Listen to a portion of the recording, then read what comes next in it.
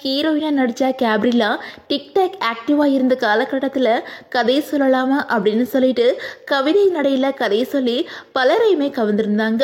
அதே மாதிரி டான்ஸ் நடிப்பு அப்படின்னு சொல்லிட்டு பல வீடியோக்களையும் ஷேர் பண்ணியிருந்தாங்க.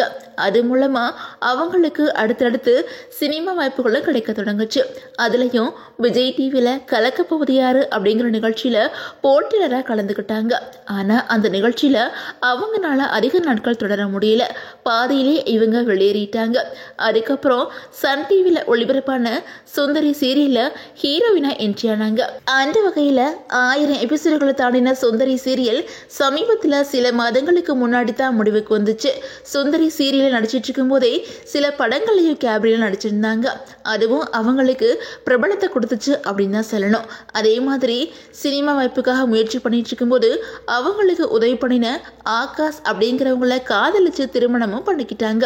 அந்த வகையில் கேப்ரிலா தன்னோட திருமண வாழ்க்கை மகிழ்ச்சியாக இருக்கிறதுக்கு காரணம் தன்னோட கணவர் தான் அப்படின்னு சொல்லிட்டு பல பேட்டியில் சொல்லியிருக்காங்க.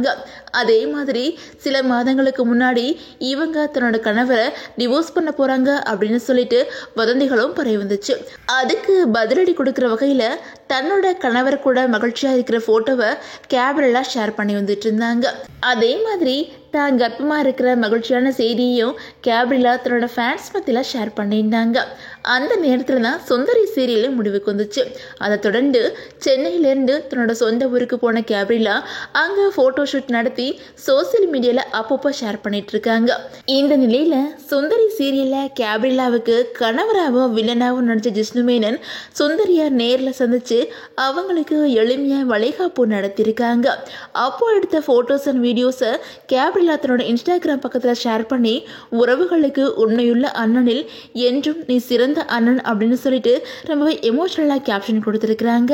அந்த வகையில் சீரியலில் கேப்ரிலாவை பழிவாங்க துடிச்ச கேரக்டர் நடித்த ஜிஷ்ணு மேனன் நிஜத்தில் இப்படிப்பட்டவங்களா அப்படின்னு சொல்லிட்டு பலரும் கமெண்ட் பண்ணி வந்துக்கிட்டு இருக்கிறாங்க.